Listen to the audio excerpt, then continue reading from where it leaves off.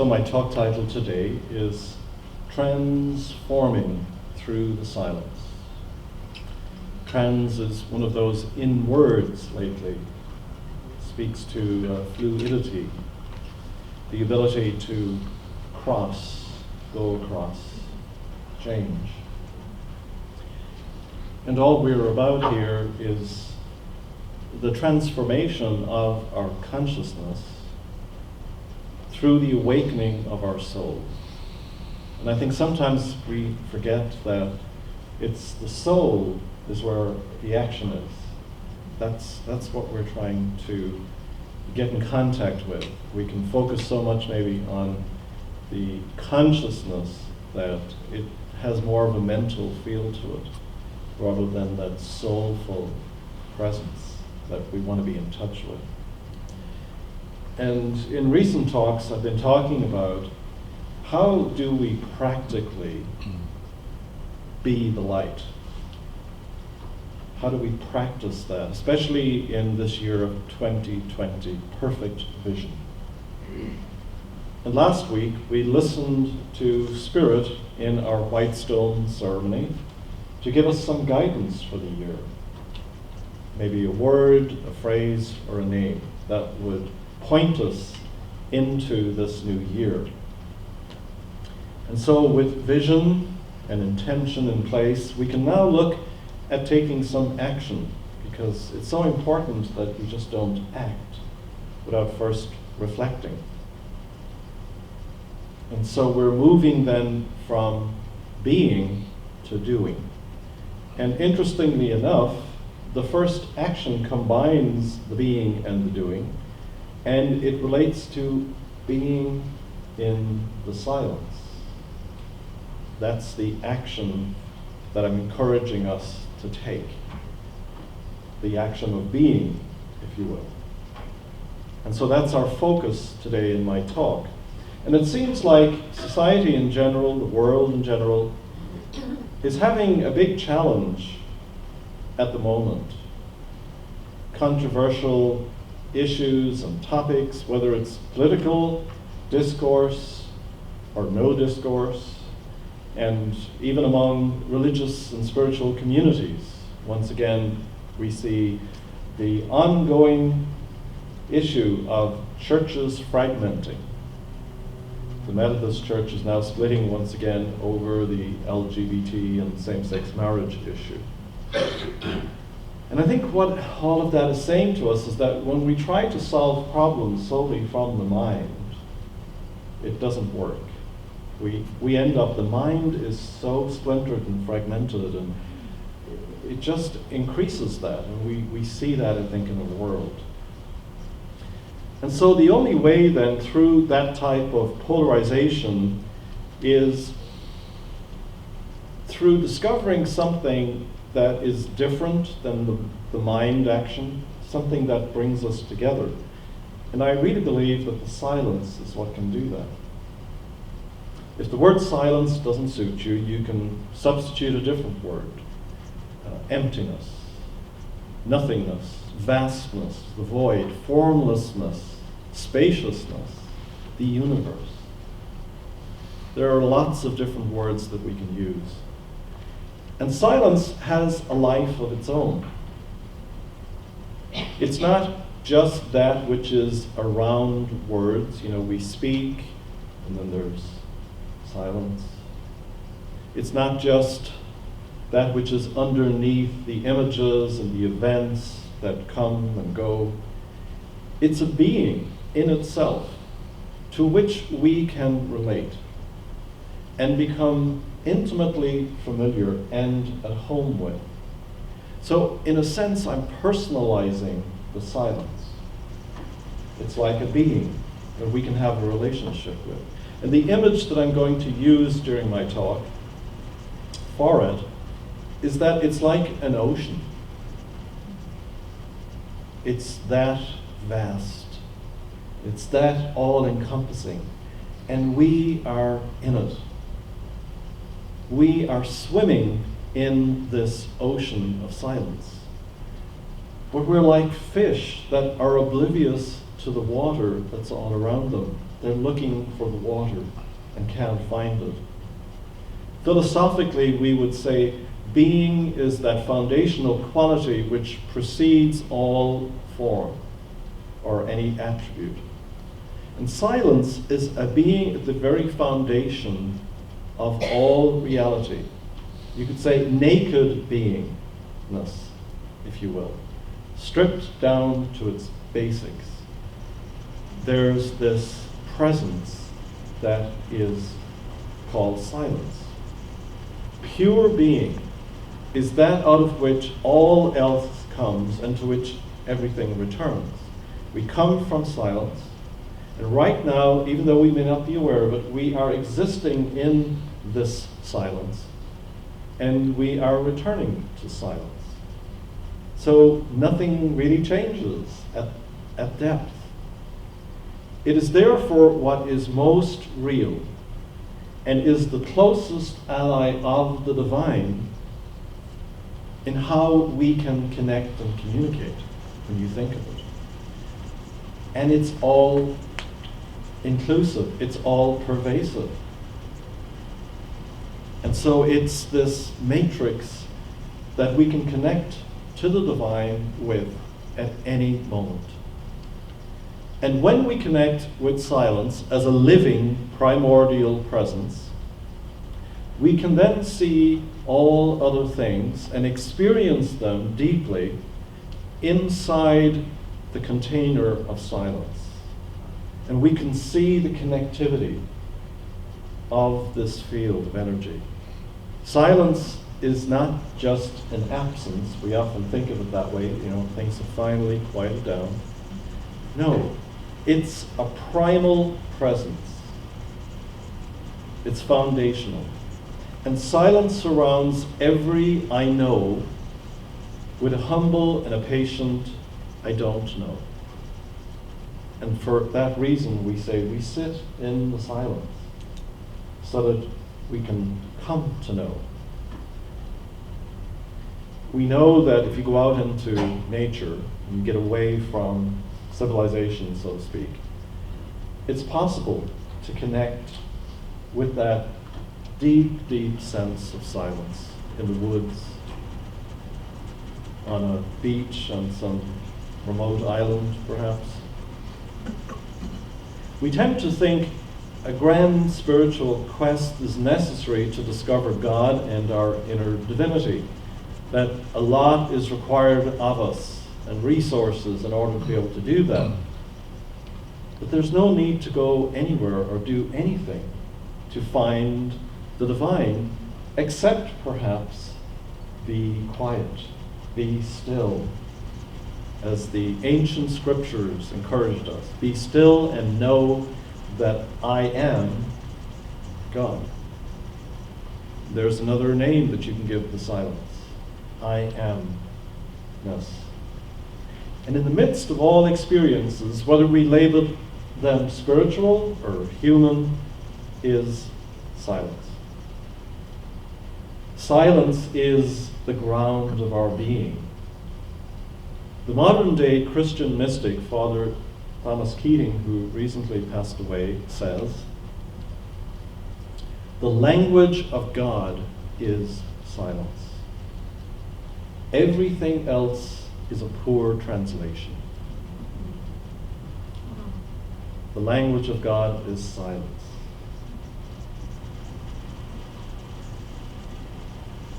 So if you want to commune with the divine, then it's clear what we need to do. Just imagine for a moment if that statement, those two statements are true, that the language of God is silence. How have you been communicating? Have you been communicating through and in the silence? Unity co-founder Charles Fillmore started his practice of being in the silence because he wanted to know the truth. That was his big quest. Thinking maybe he was a 5 on the Enneagram.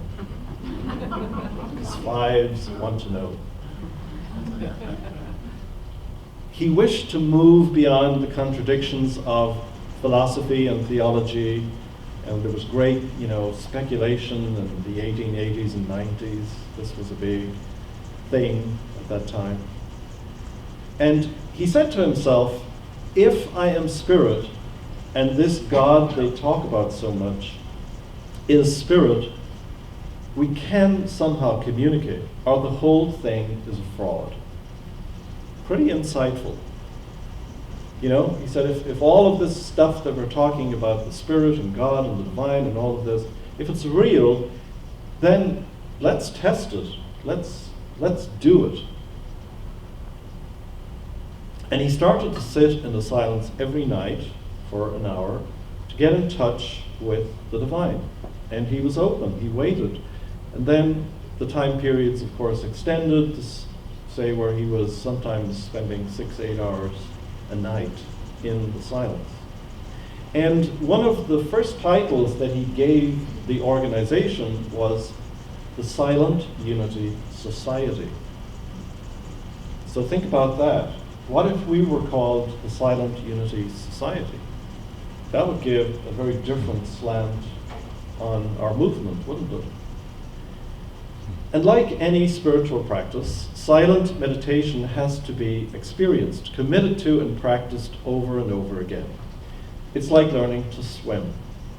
We cannot learn to swim until we actually get into the water.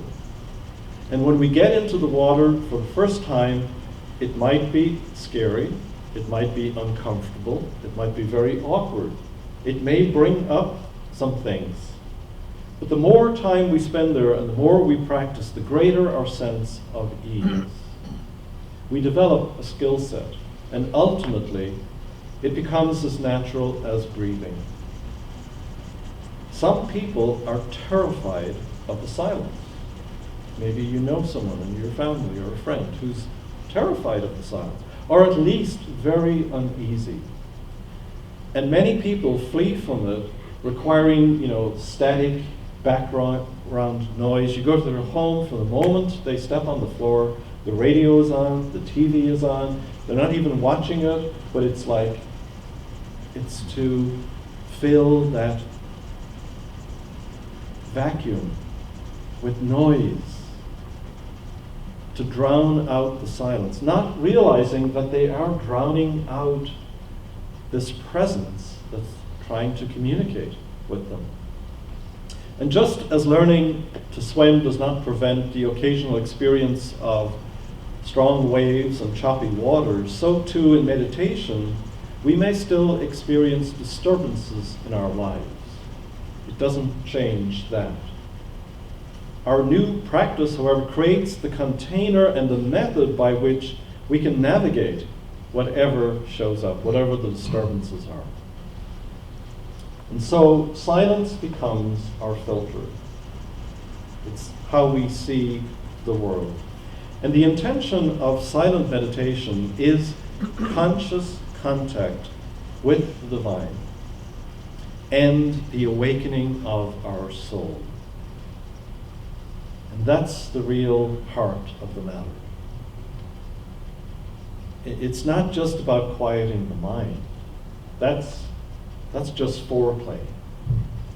We're going much deeper than that. We're going into the heart, through the heart, to discover the soul, which is the presence of God, who we are.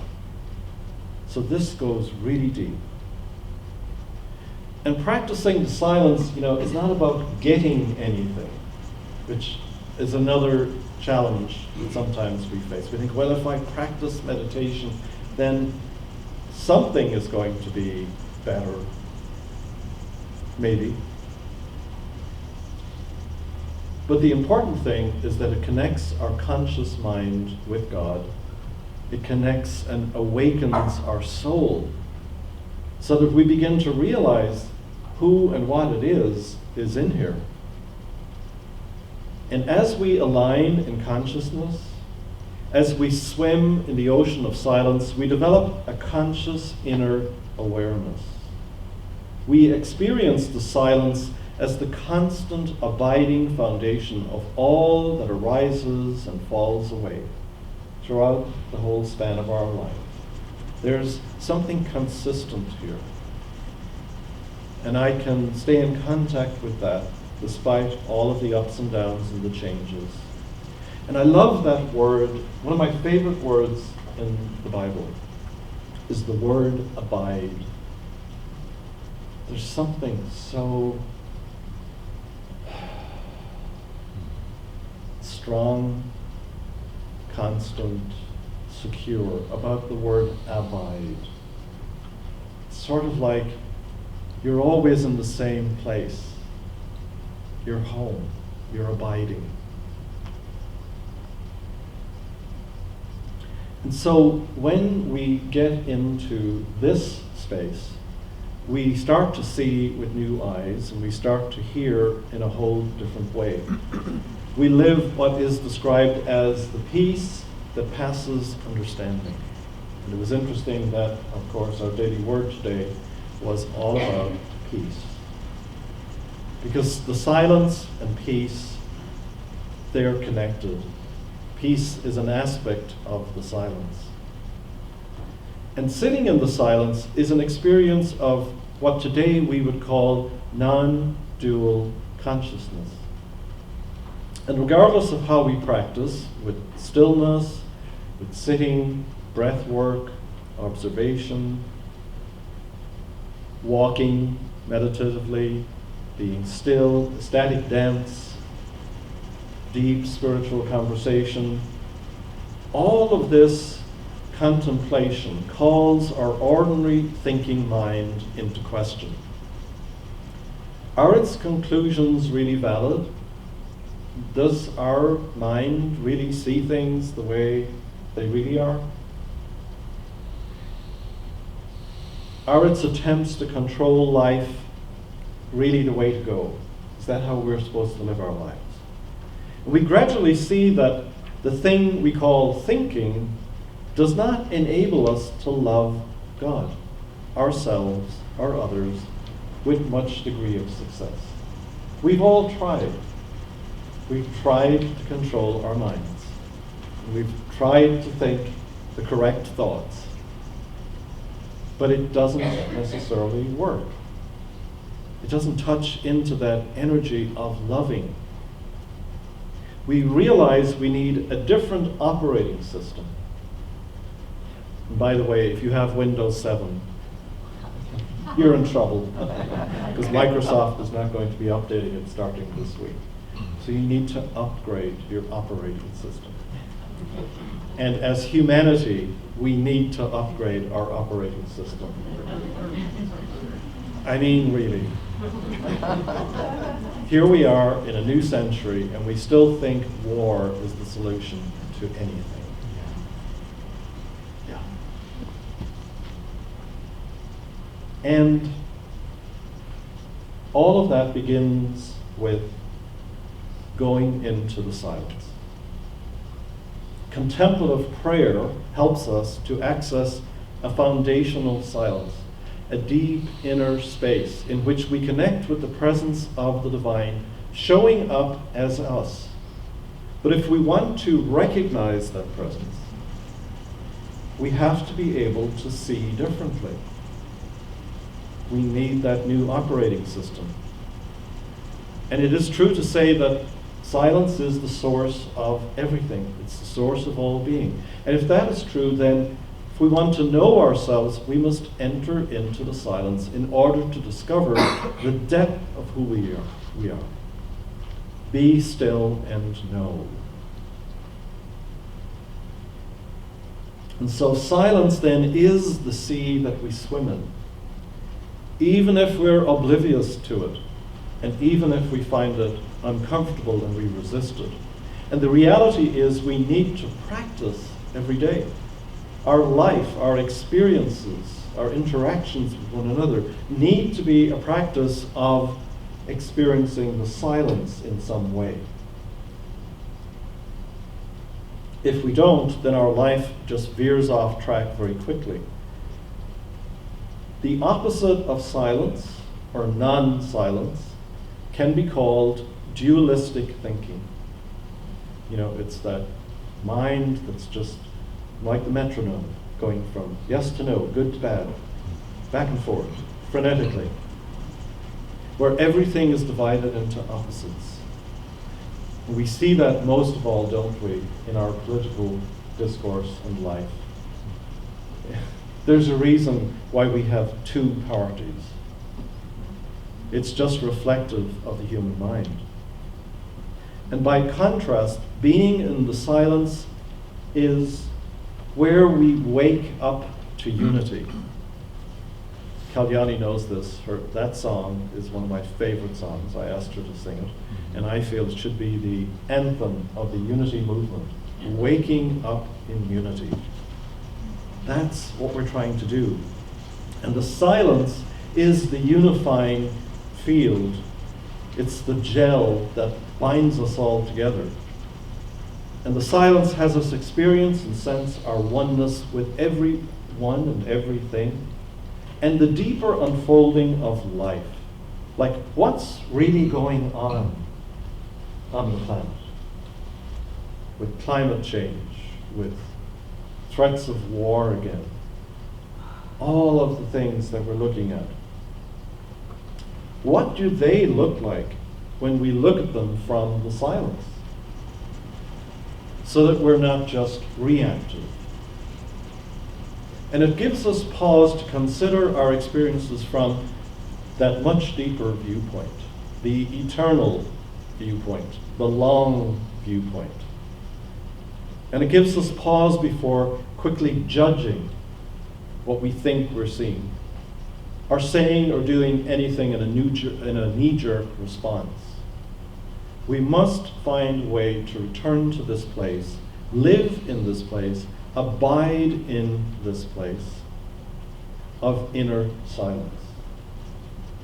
And we know that outer silence is going to mean very little if we're not rooted in that deeper silence.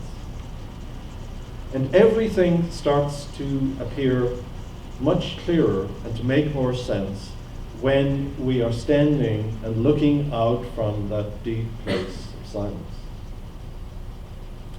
Without silence, we do not really experience our experiences. They're just coming at us, and we don't process them. I was thinking, it reminds me of Lucy Ball, and all of the chocolates are coming down the line, and she can't keep up, and so she's stuffing them. And that's how we're living our lives. You know, materialistically, we're stuffing ourselves, trying to make sense, when we need to go into a place of quiet and silence and appreciation and gratitude. And then everything sort of slows. Life becomes a more even flow. You could say we're here, but we're not really here. We're not looking into or experiencing the depth of here.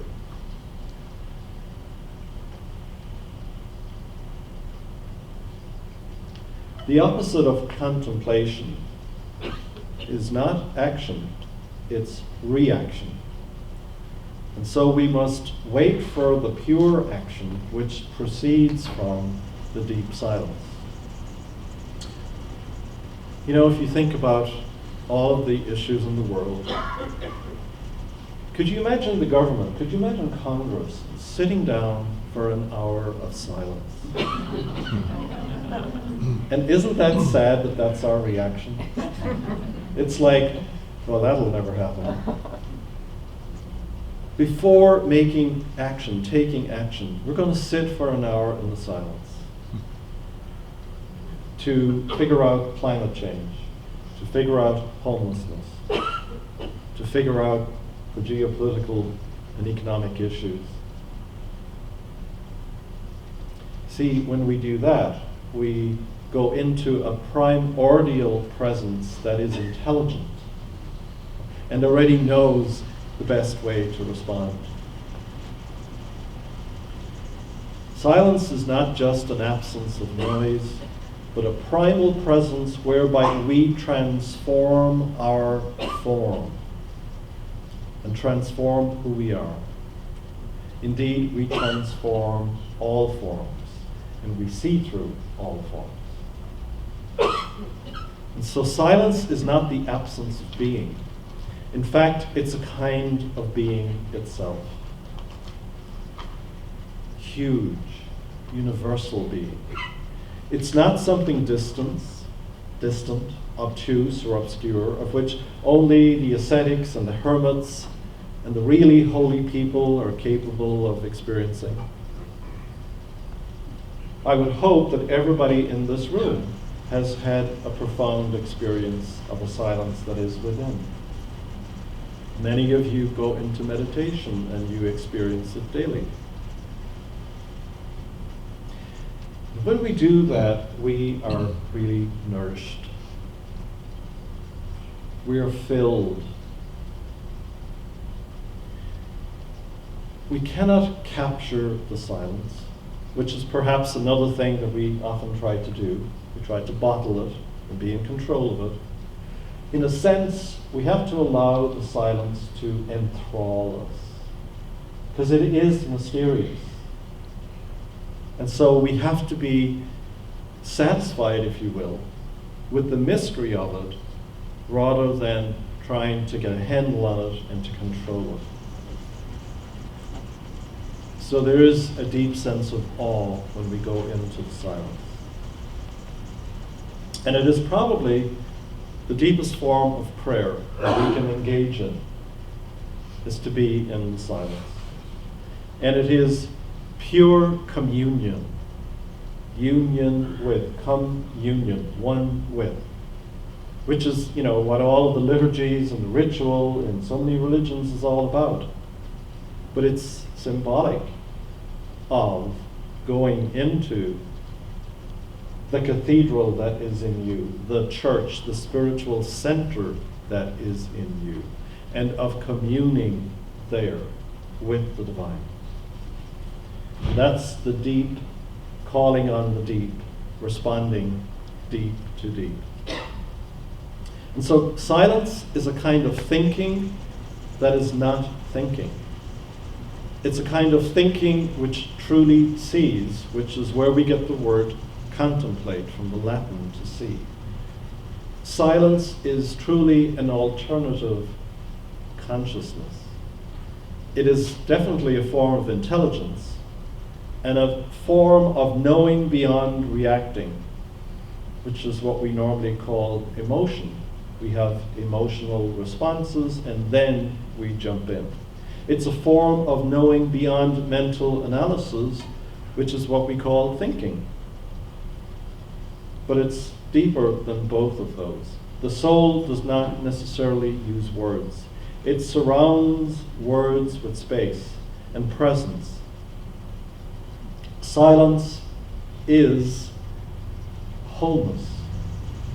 We feel complete in the silence.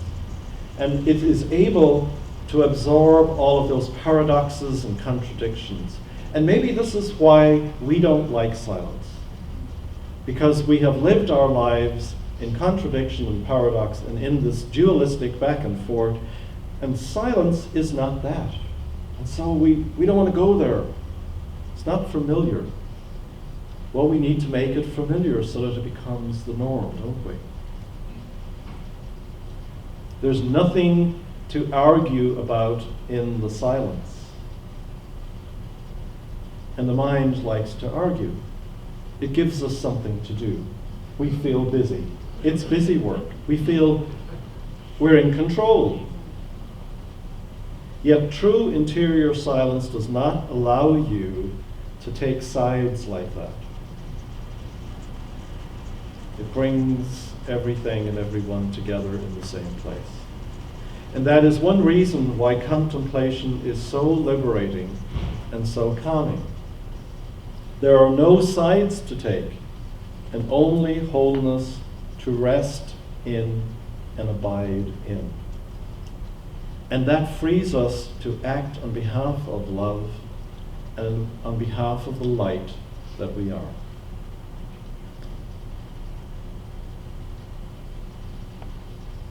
Do you wonder about the fires in Australia? What's the meaning? Why have 1 billion animals perished in the fire? Why are we still fighting these stupid wars with the Middle East? If you want answers, go into the silence.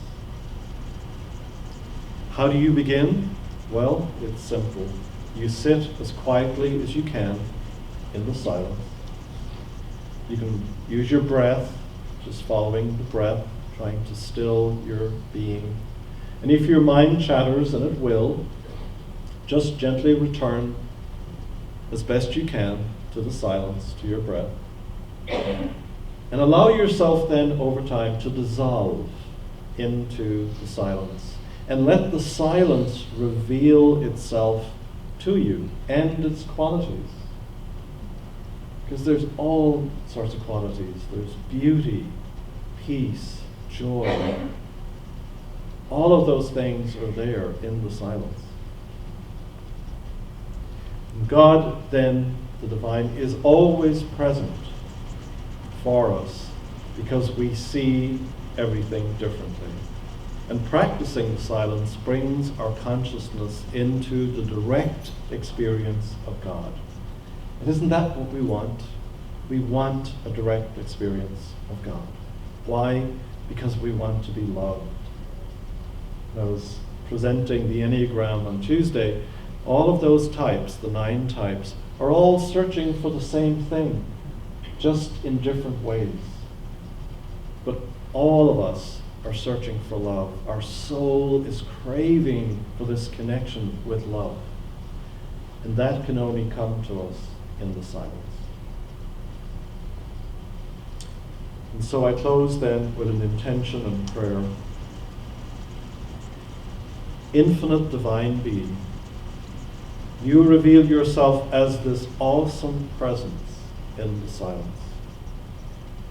You give us the experience of who we truly are in the quiet of our souls. And you give us this nourishing connection with and as you. Give us the willingness to enter the silence so that we may experience the depth of our being, so that we may know how to act and respond to all of our life experiences as you would, showing up in, as, and through us. And so it is.